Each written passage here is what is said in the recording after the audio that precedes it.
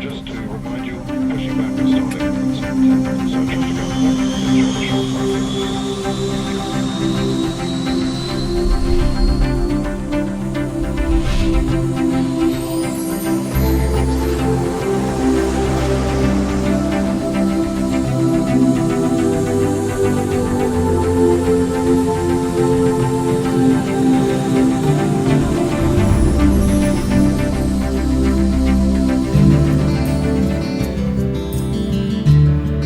Une véritable évasion dans un paysage idyllique vous attend à Rodrigue, la petite sœur de l'île Maurice. Son incommensurable richesse se dégrade peu à peu malheureusement sous l'effet d'une surexploitation. Découvrez comment endiguer cette destruction progressive du lagon de l'île Rodrigue dans Ici et ailleurs.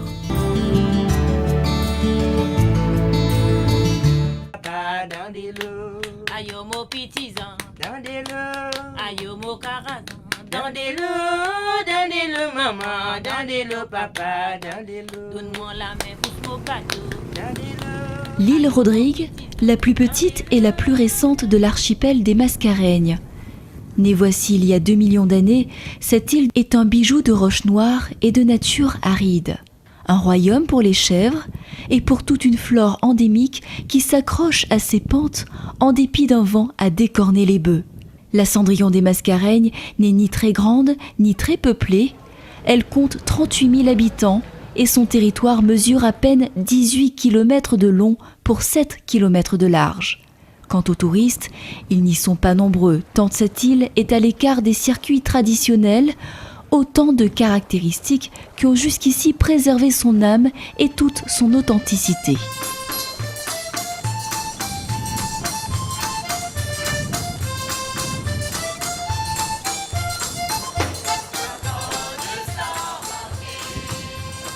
Le tableau est idyllique, mais il ne serait pas complet sans évoquer sa principale richesse. Car l'île Rodrigue, c'est d'abord et surtout un lagon immense, une véritable mer intérieure de 240 km², le double de la surface de l'île. Sur Terre, la sécheresse a toujours été un frein au développement de l'île. Il n'y a pas de rivière, trop peu de pluie, mais son lagon vaste et peu profond est une chance pour les Rodriguais. Une chance de survie pour des générations d'habitants nourris des largesses de la mer, une chance de développement aussi grâce aux activités touristiques que ce lagon pourrait générer. Mais cette chance pourrait bien passer sans des mesures drastiques pour le protéger, car depuis quelques années, le lagon montre des signes de fatigue inquiétants. Lentement mais sûrement, la ressource s'amenuise, les poissons se font rares et le corail s'affaiblit. Si le lagon périt, c'est toute l'économie de l'île qui est menacée.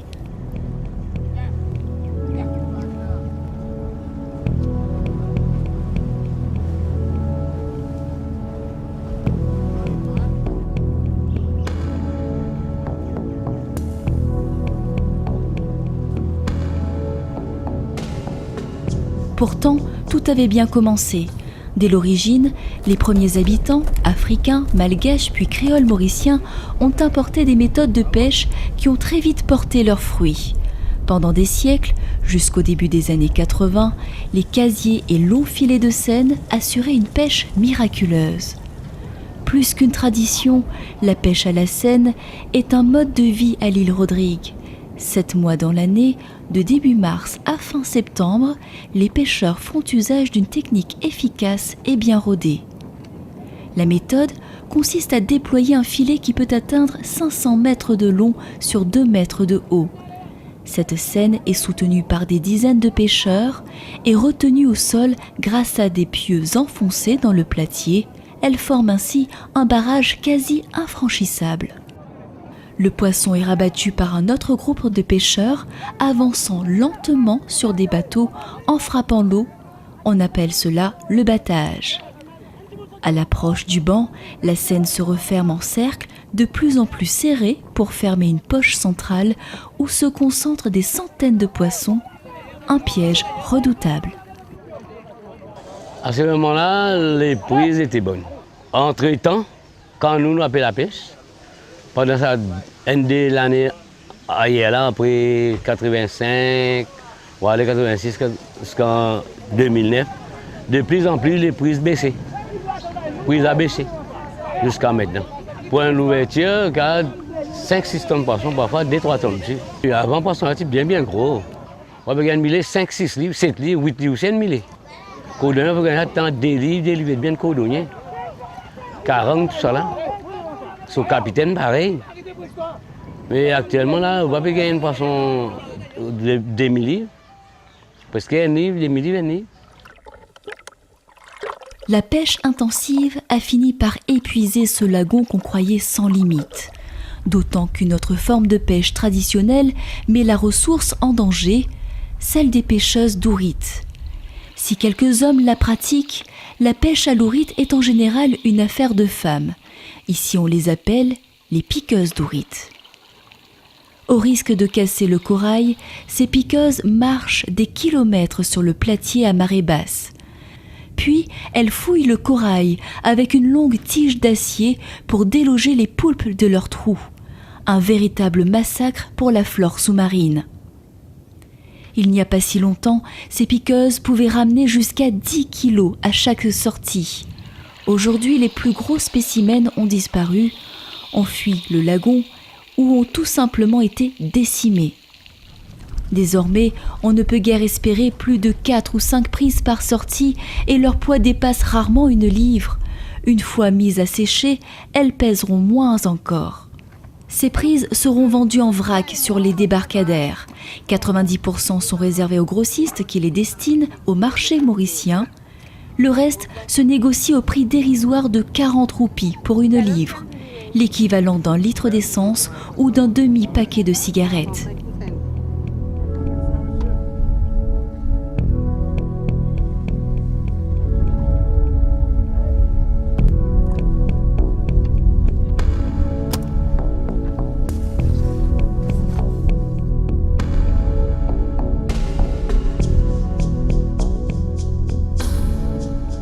Le déclin des habitants du lagon n'est que la partie visible d'un problème plus profond. Sous l'eau, c'est toute la biodiversité marine qui est menacée. La mangrove et les herbiers qui ont souffert de l'activité humaine, mais aussi le corail qui constitue pourtant une pouponnière essentielle à la survie de centaines d'espèces. Pour la faune, cet écosystème est une source inépuisable d'aliments et un abri de choix pour la reproduction. Aujourd'hui, des espèces commerciales importantes sont en déclin, telles le cordonnier, le rouget, la carangue ou le mulet, et toute une faune indispensable au processus de la chaîne alimentaire.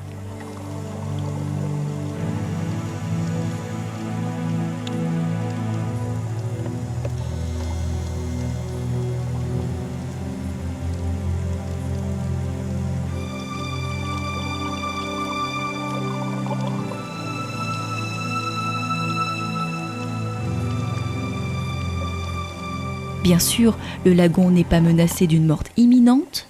Les fonds sous-marins de l'île Rodrigue sont encore d'une beauté stupéfiante. Mais les signes de mauvaise santé sont chaque année plus évidents. Pour le sauver, il est urgent de se pencher à son chevet. Depuis 13 ans que je suis en activité à Rodrigue, oui, évidemment, on a vu des changements au niveau de l'environnement. Ça, c'est plutôt déprécié. Il y a plein d'endroits qui ont été abîmés au niveau des coraux. Un peu de moins en moins de poissons, au moins pour ce qui est l'intérieur du lagon. Quant à l'extérieur, non, c'est quasiment intouché. On plonge sur les mêmes sites, on voit la même quantité de poissons qu'avant. Mais sur l'intérieur du lagon, oui, nettement. Je participais il y a quelques années de ça à des surveillances de l'état de santé du récif corallien. Et dans le procédé qu'on utilisait, qui s'appelait Reef Check, on était 15% au-dessus de la 2e meilleure moyenne mondiale de recouvrement en corail dur vivant. Donc les conditions sont excellentes pour le corail à Rodrigue. Mais le corail a été soumis à un énorme stress à l'intérieur du lagon. Et j'espère juste que ça va pouvoir redémarrer. S'il semble acquis que la surexploitation est le principal problème du lagon, la rumeur continue pourtant de courir dans les villages rodriguais. Pour expliquer cette dégradation, certains évoquent le grand tsunami qui a touché les côtes de l'île en 2004, provoquant l'envasement du lagon. D'autres rejettent la faute aux Chinois qui achètent les ourites en vrac pour les revendre en sachets de cubes congelés. On parle aussi des Japonais qui pillent désormais les concombres de mer, un mets apprécié en Asie, mais utile au lagon pour son rôle de nettoyeur des fonds. La réalité est peut-être plus simple, et les autorités locales ne cachent pas leur part de responsabilité.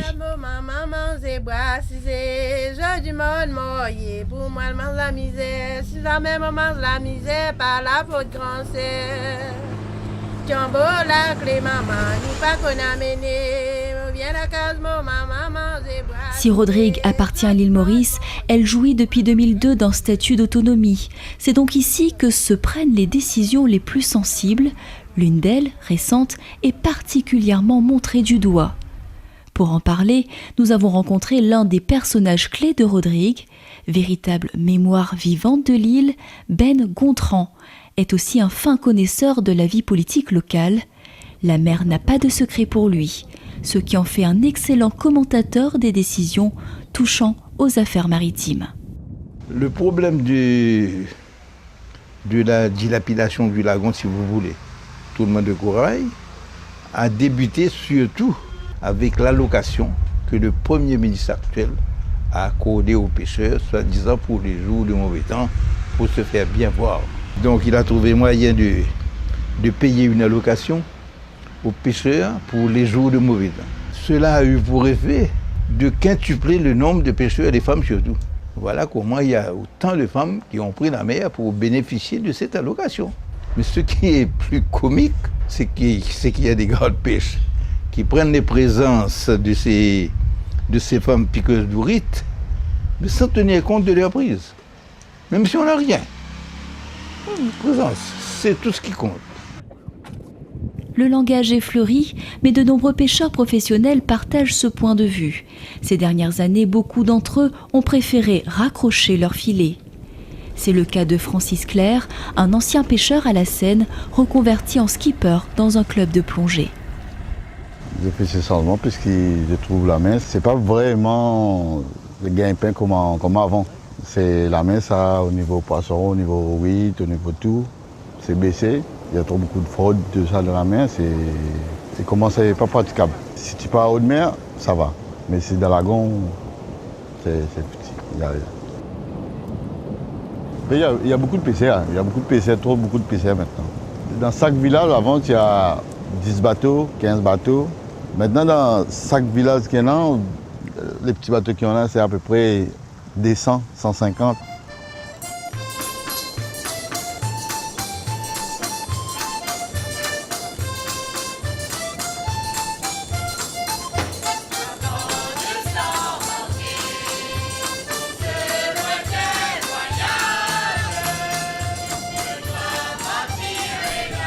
Bien conscientes des difficultés des pêcheurs, les autorités locales ont amorcé un virage à 180 degrés. Pour contrer les effets néfastes de l'allocation de mauvais temps, elles ont mis en place une subvention pour cessation d'activité. Réservé aux plus âgés, le dispositif consiste à verser une compensation financière à tous les pêcheurs de plus de 50 ans qui restituent leur carte de pêche. L'objectif du gouvernement est simple, récupérer le maximum de cartes pour réduire la pression sur le lagon. 350 pêcheurs ont déjà accepté et partout dans l'île, le mouvement s'amplifie. Pourtant, le montant de la compensation fait encore débat. Il n'est pas tout à fait correct, lui, parce que dans le moment, là, pour Rodrigue, tout quelque chose, c'est 25 000 roupies, il n'est pas suffisant. Encore, même nous, quand même, l'île donne 25 000 roupies. Nous pouvons gagner une petite allocation troisième âge, nous pouvons être capables de tracer. Mais les qui 50 ans, ils n'ont aucun revenu dans la fin du mois, il n'est pas suffisant. Pour moi, je trouve que je donne à quand même 40 000 roupies, je fais un développement, je fais soit un élevage, soit qui était 25 000 roupies, pas autant. Insuffisante pour changer de vie, la compensation versée par les autorités pourrait elle aussi s'avérer contre-productive. Le risque est que ceux qui la touchent continuent malgré tout de pêcher. De plus, elle ne concerne qu'une partie des pêcheurs du lagon. Pour éviter ces dérives, l'Assemblée autonome de Rodrigue a pris un nouveau virage cette année, une démarche qui porte un nom bien connu dans le monde entier, le développement durable et son cortège de mesures économiques, écologiques et sociales. La première action phare de cette nouvelle politique a été la mise en place d'un programme de protection accrue du lagon. En complément des 2 réserves naturelles protégées que sont l'île au coco et l'île au sable, 4 réserves marines ont été créées au nord de l'île. Ces réserves ont pour nom Rivière Banane, Anse aux Anglais, Grand Bassin et Passe de Mie, des sanctuaires de biodiversité. Les autorités n'y tolèrent aucune activité en dehors des plongées à but scientifique. L'objectif est simple, laisser le temps au lagon de se refaire une santé. Pour y parvenir, une petite escouade de gardes-pêche veille au grain.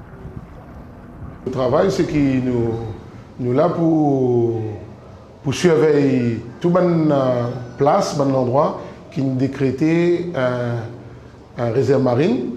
Et nous là, nous surveillons aussi bon corail parce que même la loi pêcherie, et nous là pour protéger bon corail, pour protéger surtout bon petits poissons, et pour empêcher la pêche. Avec la scène illégale, pour empêcher la pêche avec un fusil sous-marine, pour empêcher la pêche avec flambeau le soir, la lumière le soir, et pour empêcher, enfin, toutes ces qualités fraude qui existait à Rodrigue et qui la loi pas permettre pour la pêche.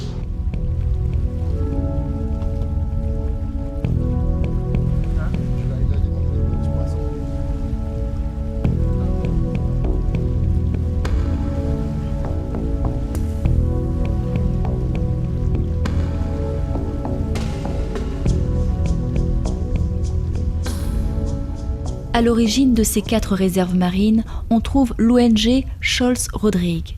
Basée à Port-Mathurin, l'association est née sur les cendres de Shoals of Capricorn, une ONG britannique installée dans l'île au début des années 2000 pour étudier le lagon. Après le départ des scientifiques anglais, les jeunes du bureau local ont décidé de reprendre la mission. Leurs recherches sont d'une importance capitale pour comprendre l'évolution du lagon. Ce sont des recherches que nous menons depuis 9 ou 10 ans. Nous travaillons à la fois à l'intérieur et à l'extérieur du lagon, sur le récif et sur le tombant. Nous mesurons le degré de couverture en corail, la densité, la diversité des poissons et des invertébrés. Pour cela, nous avons déterminé des parcelles témoins de 50 mètres de long sur 2 mètres de large. On analyse tout ce qui est à l'intérieur de cette ceinture et on compare les résultats sur les années précédentes. Ainsi, nous avons une bonne idée des changements induits par la nature ou par les activités humaines. Ensuite, nous partageons ces données avec la communauté scientifique par le biais d'Internet et des publications spécialisées.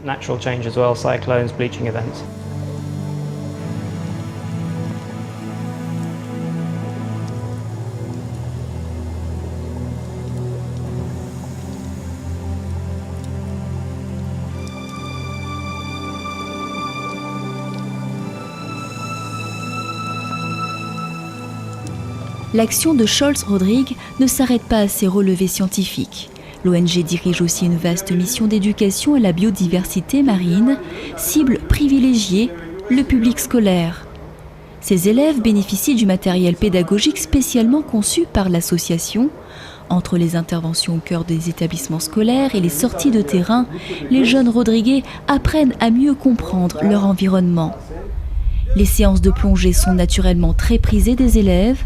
Encadrés par les moniteurs de Scholz Rodrigue, ils apprennent à identifier les espèces qui peuplent le lagon. Cet apprentissage est un gage de protection future. Avec une meilleure connaissance du lagon, tout porte à croire que ces élèves seront poussés à le préserver.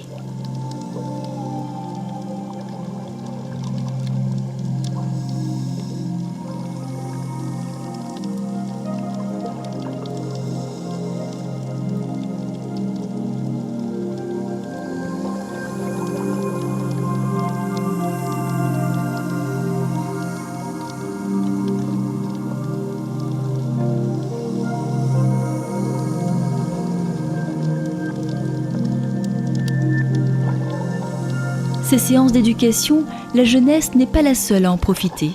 Les pêcheurs professionnels bénéficient eux aussi d'un programme de formation conçu par l'ONG. Cela peut paraître incongru, mais beaucoup ne savent rien du fonctionnement du lagon.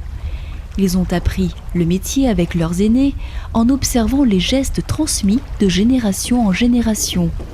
En ce temps-là, la protection du lagon n'était pas d'actualité. Pour eux, c'est une véritable mission d'éducation qui doit être menée, une mission qui les conduit souvent à changer d'activité.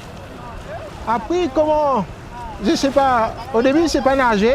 Alors, comment il faut faire pour aller avec les touristes, tout ça, quand on se rencontre, la présentation, comment ça doit se passer. Ben, j'ai pris les cours. Ça va faire durer environ 1 mois peut-être. Je ne savais pas comment ça se passe. Alors, des fois, quand on rencontre des clients, je ne sais même pas quoi leur dire. Comment tu vas te présenter. De temps en temps, aux choses, ils me donnent des gens, apporter des gens pour faire la plongée, voir comment l'état de l'habitat, tout ça.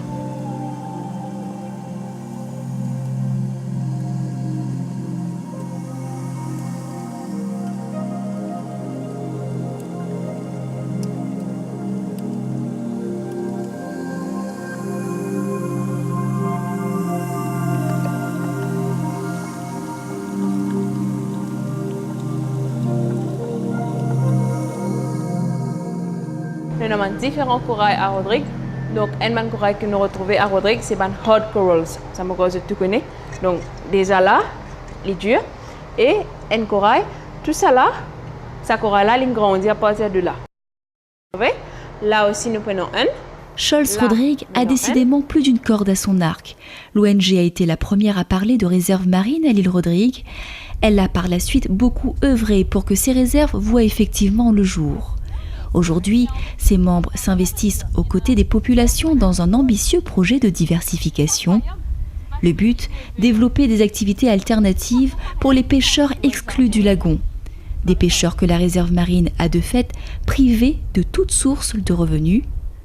À Rivière-Banane, 2 projets sont en passe de se concrétiser. 34 familles sont directement concernées. On a travaillé avec les pêcheurs de Rivière-Banane pour trouver des alternatives. Donc, on a trouvé 2 projets qui sont financés par le JEF, Small Grant Programs. Ils ont financé 2 projets à valeur de 1,5 million. Un projet d'élevage où les gens de Rivière-Banane, ils vont avoir une grande superficie de terrain. Ils vont avoir des enclos pour les animaux, un bureau pour eux, un store pour mettre tous les engrais, tout ce qu'il y a à voir. Parce que nous, ce qu'on veut, c'est vraiment un projet soutenable. Et le deuxième projet, comme à Rivière-Banane, il y a un site très très connu qui est l'aquarium. Il y a même le corail endémique à Rodrigue qui s'y trouve, donc très très important. Là, on a décidé de développer le bateau fond de verre. Et là, le pêcheur, il va prendre des touristes de la plage, il va emmener, faire un sentier sous-marin vraiment, et là, faire découvrir la flore aux touristes, mais aussi aux Rodriguais.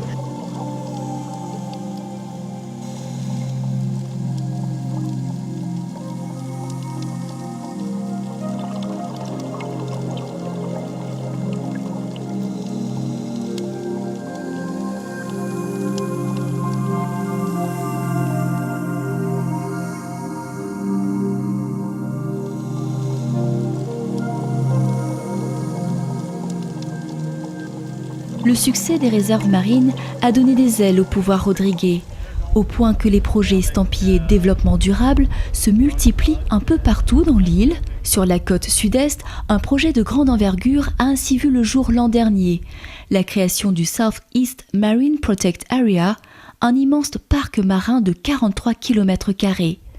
Contrairement aux réserves du Nord, ce parc marin ne sera pas totalement interdit aux activités, mais elles seront sérieusement limitées.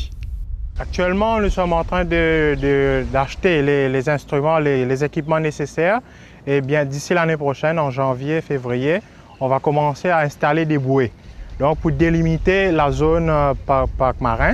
Et il y a une loi qui a été mise en place pour démarquer justement le parc marin. Aussi, il y a une autre loi qui est sous préparation, qui va délimiter et qui va constituer les zones. Des zones, il y aura des zones de conservation, donc il y aura pêche interdite, toutes activités interdites, et il y aura zones multiples. On pourra pêcher, Il y aura des activités nautiques par rapport aux touristes, tout ça. Initié en 2005, le parc marin du Sud-Est tarde un peu à se mettre en place, et pour cause. Ce projet pilote inaugure un mode de collaboration inédit entre le gouvernement et les riverains du lagon. L'objectif est d'aboutir à un modèle de congestion durable des ressources marines. Régulièrement discuté, ce projet fait l'objet de réunions interminables avec les populations directement impliquées. La participation active de tous les acteurs concernés est la clé du succès pour un projet qui concerne 10 villages et pas moins de 900 pêcheurs. Nous organisons des réunions mensuelles avec les associations villageoises pour évoquer les activités qui pourraient se greffer au projet. Ces discussions nous permettent de faire le point sur l'avancée du programme et sur les actions que chacun doit mener. Ces associations représentent l'ensemble des villages qui se trouvent dans les limites du futur parc marin. Leurs représentants rendent compte ensuite aux communautés de l'état des discussions. Par ailleurs, nous proposons des formations aux pêcheurs qui souhaitent se reconvertir. Pour la pêche hors lagon, il existe une unité d'entraînement spéciale. De notre côté, nous formons ces personnes à la surveillance du parc. Certains deviendront des rangers et seront employés directement par le gouvernement.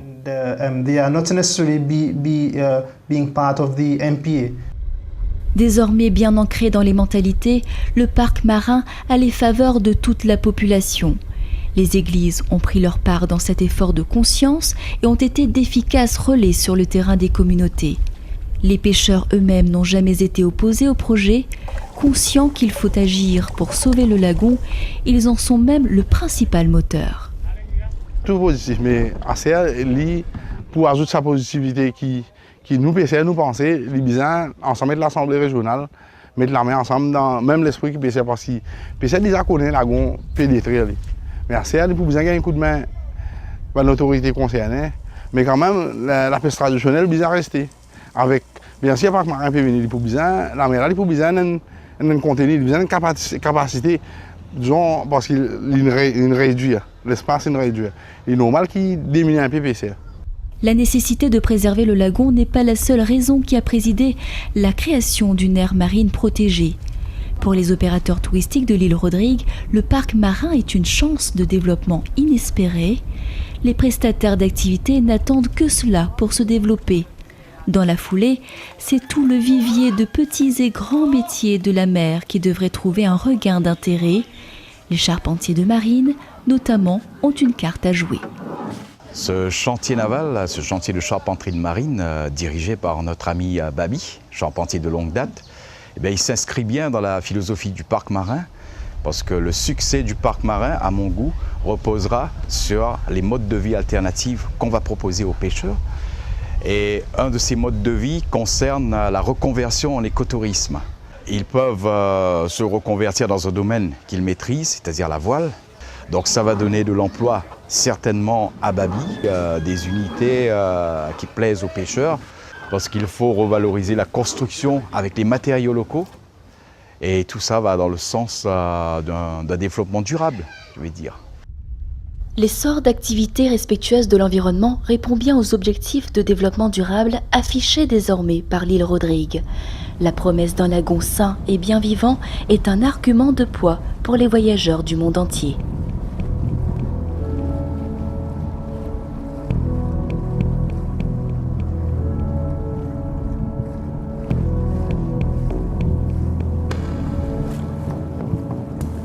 Au fil de l'eau, la voile sportive bénéficie de conditions particulièrement favorables avec des températures idéales et un vent constant presque toute l'année. Sous l'eau, les fonds marins n'ont pas encore livré tous leurs secrets et l'île Rodrigue pourrait bien devenir un nouvel Eldorado de la plongée. Beaucoup de diversité au niveau des poissons, des choses que je vois à la télé depuis que je suis gamin. Hein. On a tous Cousteau en tête. Et puis les coraux. Beaucoup de coraux, j'ai trouvé. Facile d'accès pour l'instant et puis une grande diversité. Ouais. Même si j'ai pas tous les noms en tête là, de poissons, j'en ai encore plein les yeux là, de cet après-midi. Ainsi, le développement de l'écotourisme est en plein devenir à l'île Rodrigue. Quant au lagon, il faut bien se rendre à l'évidence, en l'état actuel des ressources, il ne suffit plus à nourrir les pêcheurs et leurs familles. La pêche traditionnelle ne disparaîtra pas. Personne d'ailleurs ne le souhaite. Mais les Rodriguais qui vivaient jusqu'à présent des seules mannes du lagon doivent désormais trouver d'autres moyens d'existence. Pour les aider, les autorités font un nouveau pari. Elles veulent développer la pêche en haute mer, en dehors des limites du lagon. L'objectif est de créer une filière semi-industrielle de pêche au gros, sans doute le projet le plus ambitieux que Rodrigue ait connu. 300 pêcheurs sont déjà en formation et les pouvoirs publics mettent le pied à l'étrier pour aider la filière à se développer. Nous finançons actuellement avec nos propres fonds la construction de 6 bateaux. 6 bateaux de 32 pieds avec des moteurs diesel qui pourront sortir pendant une journée ou peut-être overnight, passer la nuit et revenir le lendemain, emmener la glace en toute sécurité avec tous les équipements de sécurité, de communication, etc. Et ils peuvent revenir pour vendre leurs poissons. Ils auront 75% gratuits, non remboursables. Maintenant, c'est à eux de travailler. C'est à eux de chercher du poisson. Mais je crois que chercher du poisson, les Rodriguais savent le faire. Il faut avoir les moyens. La pêche en haute mer pourrait être la meilleure chance de succès pour le développement intégré de l'île Rodrigue. En complément des réserves marines protégées, elle permettra de réduire efficacement la pression sur le lagon, autant d'atouts qui encourageront le développement d'activités touristiques responsables et respectueuses de l'environnement. Égoïstement, on en arriverait presque à souhaiter que les choses n'aillent pas trop vite, que cette île ignorée des circuits touristiques garde son âme et reste ce petit bijou d'authenticité préservé. Mais qu'on le veuille ou non, les projets de développement se multiplient pour des Rodriguais qui aspirent à de meilleures conditions de vie. Il reste à espérer que ces changements s'opèrent dans le plus grand respect du patrimoine naturel exceptionnel de l'île Rodrigue, sans doute la meilleure chance de développement durable pour cet éternel confetti des Mascareignes.